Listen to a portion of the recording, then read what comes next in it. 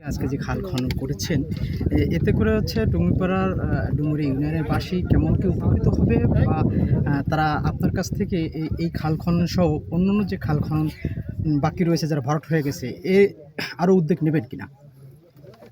আপনারা ইতিমধ্যে দেখেছেন জাতীয়ভাবে ঘোষণা হয়েছে, প্রধানমন্ত্রী অগ্রাধিকার দিয়েছেন খাল খননের মধ্য দিয়ে আমাদের পরিবেশ এবং আমাদের সেচ সুবিধার জন্য। বিশেষ করে আমাদের অঞ্চলটা কৃষি প্রধান এলাকার মানুষ কৃষিকাজ করি তার জীবিকা নির্বাহ করে।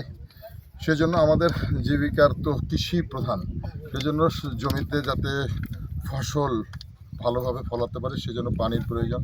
এই পানি সংরক্ষণের জন্যই তো এই খাল খনন করা প্রয়োজন।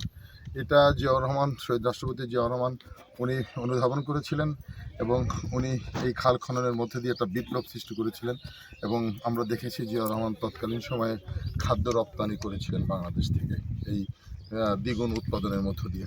তো আজকে মাননীয় প্রধানমন্ত্রী ওনার সুযোগ্য উত্তরাধিকার, উনি ওই কাজটা শুরু করেছেন এবং সারা বাংলাদেশে এই খাল খনন কর্মসূচি চলছে আপনারা জানেন।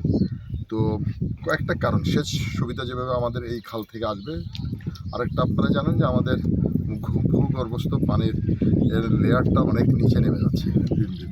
নানানভাবে আমরা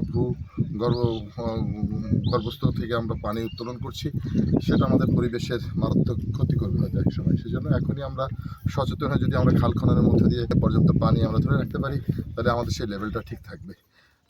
আপনি বলেছেন যে এই উদ্যোগ কি অব্যাহত থাকবে কিনা?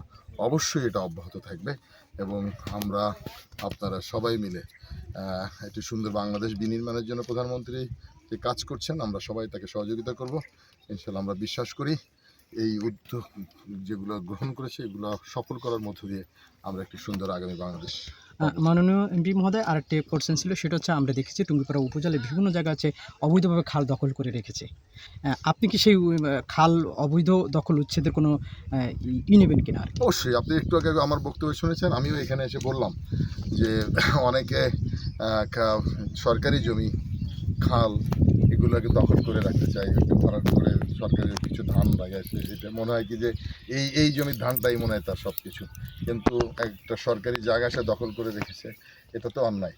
আমরা এটার ব্যাপারে সোচ্চার আছি এবং অবৈধ দখল যেখানেই আছে আমরা সেটা উদ্ধারের চেষ্টা করব। ধন্যবাদ আপনাকে। Thank you.